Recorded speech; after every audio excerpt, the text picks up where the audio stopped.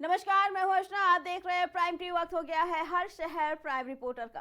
श्री पंचायत महानिर्वाणी अखाड़ा की पेशवाई आज शान से निकाली जाएगी। इस पेशवाई में 1000 से ज्यादा साधु संत शामिल होंगे। वाघंबरी गद्दी के सामने से नवनिर्मित महानिर्वाणी अखाड़े के भवन से इसकी शुरुआत होगी। यहां से निकलकर पेशवाई संगम रेलवे लाइन से बख्शी बांध की तरफ पहुंचेगी। अब तक 4 अखाड़ों की पेशवाई हो चुकी है। चारों के रूट अलग थे। हर रूट पर हजारों लोगों ने खड़े होकर साधु संतों का भव्य स्वागत किया। इस पेशवाई में नागा सन्यासी महंत श्री महंत मंडलेश्वर शामिल होंगे।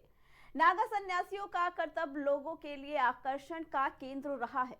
पिछली 4 पेशवाई सुबह से शुरू हुई, लेकिन कुंभ में अपने अखाड़े तक पहुंचने में शाम हो गई।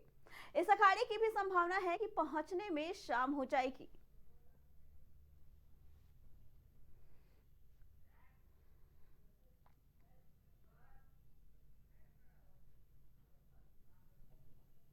उत्तर प्रदेश के संभल में राजा आत्माराम की ऐतिहासिक बावड़ी की खुदाई आज 13वें दिन 25 फीट तक पहुंच चुकी है।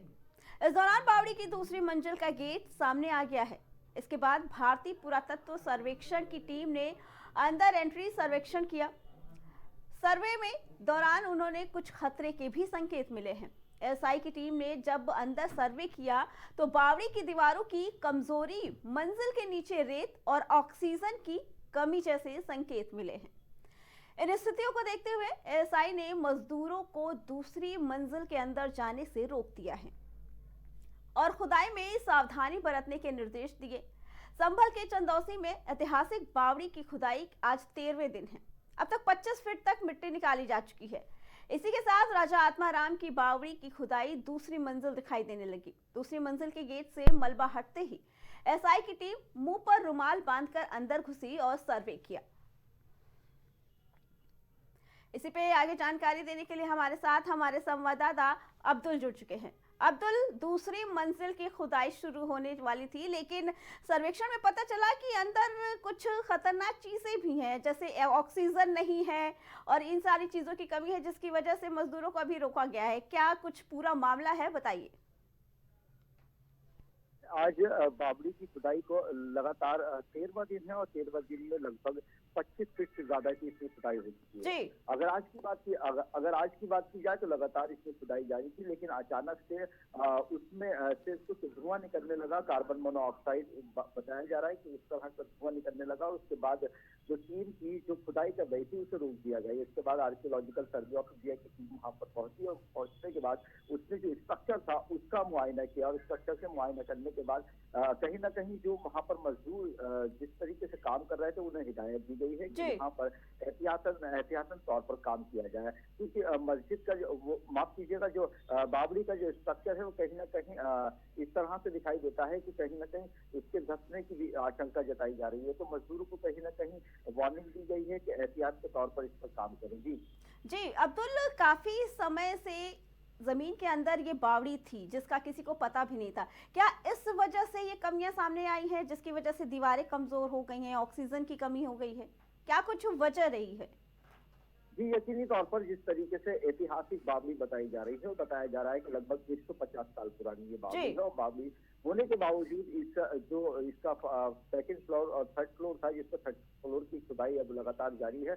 तो कहीं ना कहीं जब स्ट्रक्चर इसमें इस तरह का निकल रहा है तो जाहिर सी बात है कि उसमें कमजोर होना लाजमी बात है। तो यही वजह है कि जो आर्कियोलॉजिकल सर्वे ऑफ इंडिया की टीम है वहां पहुंची थी, उसने इसका सर्वेक्षण किया था, निरीक्षण किया था और कहीं ना कहीं जो मजदूर है वहां पर उन्हें हिदायत दी है कि इसे सावधानी बरतकर इस काम को आगे किया जाए। हालांकि लगातार इस तरह का जो काम है खुदाई का वो अभी भी जारी है। 25 फीट की खुदाई अब तक हो चुकी है और ये माना जा रहा है कि जो जानकार हैं ये बता रहे हैं कि लगभग ये 3 मंजिला इमारत हो सकती है, बावड़ी हो सकती है। जी अब्दुल, जब इन परेशानियों के आने के बाद खुदाई फिलहाल रोकी गई है और हिदायत के तौर पर बोली जा रही है कि खुदाई की जाए, लेकिन ऐसे में क्या क्या परेशानी हो सकती है खुदाई करने के मामले में और किस तरीके से इस खुदाई की कार्रवाई को आगे बढ़ाया जा सकता है, क्योंकि ये तो जरूरी भी है खुदाई करवाना। तो ऐसे में किस एहतियात की जरूरत पड़ेगी और किस तरीके से ये खुदाई आगे काम चले शुरू होगी?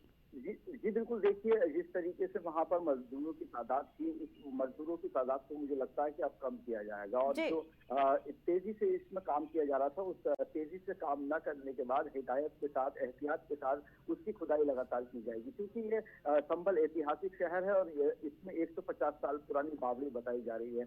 तो संभल सच और सियासत के बीच अगर इसकी खुदाई नहीं हो पाएगी तो जो सच है वो सामने नहीं आ पाएगा। तो कहीं ना कहीं प्रशासन की ये मंशा है कि एक तरफ खुदाई भी जारी रहे और दूसरी तरफ किसी तरह का जानी या माली नुकसान न हो, इस वजह से उन्हें हिदायत भी दी गई है। तो जो प्रशासन है, प्रशासन की मौजूदगी में लगातार इसमें खुदाई जारी है, और उन्हीं के दिशा निर्देश को लेकर जो मजदूर हैं वो आगे बढ़ रहे हैं और आगे पर काम कर रहे हैं। ठीक है अब्दुल, जिस तरीके से खुदाई चल रही है, बताया गया है कि कमजोर है वहां की दीवारें, वो जगह भी कमजोर है जो गिर सकती है।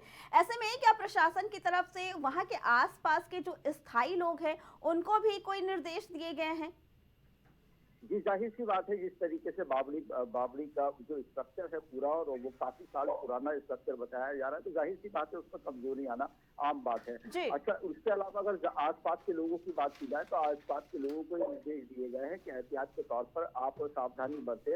हालांकि जो बावड़ी है उसके आसपास मकानात बने हुए हैं, लोग वहाँ पर रहते हैं, तो कहीं ना कहीं जो प्रशासन है वो किसी तरह की अनहोनी से बचने के लिए सभी तरह की सावधानियां बरतना चाहता है।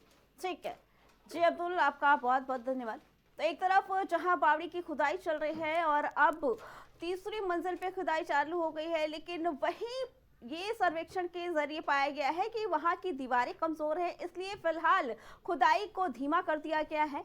वहां पे प्रशासन पूरी तरीके से नजर बनाए रखी है, क्योंकि बावड़ी के अंदर दीवारें कमजोर बताई जा रही हैं और ऑक्सीजन की भी कमी बताई जा रही है।